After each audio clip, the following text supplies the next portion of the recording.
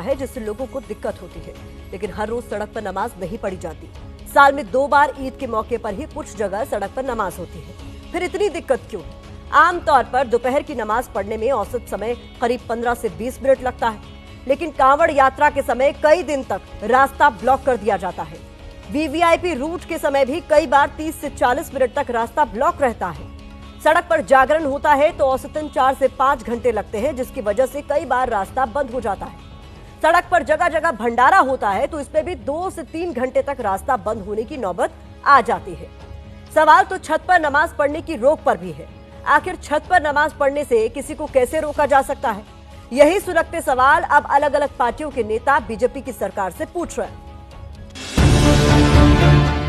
हमें कोई एतराज नहीं है कि सड़क पे जगराते हो, माता की चौकी हो। हाँ, इस बात पे एतराज है कि ईद की नमाज के लिए सड़क बंद कर दी जाती है तो उसकी इजाजत क्यों नहीं? तो ये सब नौटंकी है। बिहार की इलेक्शन आ रही है, उनके साथ नीतीश कुमार है। बिहार में करके दिखाओ नहीं, एक तो उनको आप सौगात दे दो, नहीं तो बिहार में भी कहो कि हम नमाज नहीं पढ़ने की। एक तरफ नरेंद्र मोदी कतर के शेखों को प्रोटोकॉल तोड़ के गले लगाते हैं जैसे कुंभ के मेले में बिछड़े हुए भाइयों, दूसरी तरफ नरेंद्र मोदी 32 लाख ईद की किट बंटवा रहे हैं भाजपाइयों से।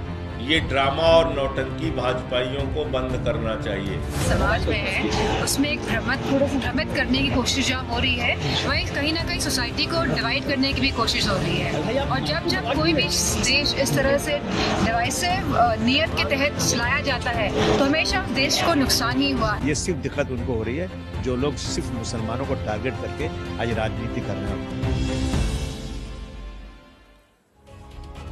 पिछले कुछ सालों से सड़क पर नमाज पढ़ने को लेकर विवाद बढ़ा है और इस पर पुलिस एक्शन भी हुआ है।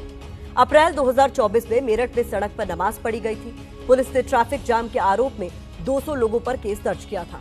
अप्रैल 2023 में कानपुर में सड़क पर बिना अनुमति के नमाज पढ़ने के आरोप में 2000 से ज्यादा लोगों पर 3 FIR दर्ज की गई। नवंबर 2022 में गाजियाबाद पुलिस ने इमाम के खिलाफ FIR दर्ज की थी। आरोप लगा था कि इमाम ने 25 से 30 लोगों को सड़क पर नमाज पढ़ने के लिए मजबूर किया।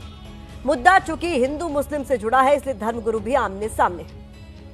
आज़ादी के बाद से और उसके पहले से भी ये सब चीज़ें होती आई हैं। जगराते भी सड़क पे हुए हैं, कावड़ यात्रा भी सड़क पे निकलती हैं।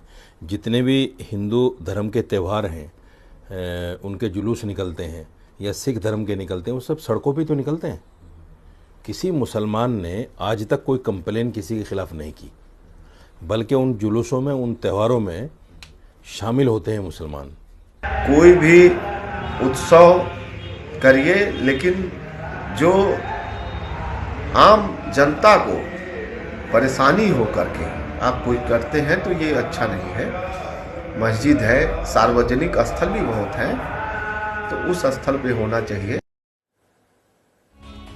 ईद हो, नमाज हो या नवरात्र हो, देश में हर तरफ सिर्फ धार्मिक विवाद का शोर है।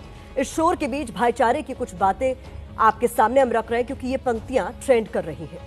ऐसी कोई मिसाल जमाने ने पाई हो, हिंदू के घर में आग खुदा ने लगाई हो, बस्ती किसी की राम ने यारो जलाई हो, नानक ने सिर्फ राह सिखों को दिखाई हो, रामो रहीमो नानको और ईसा तो नर्म है, चमचों को देखिए पतीली से गर्म है।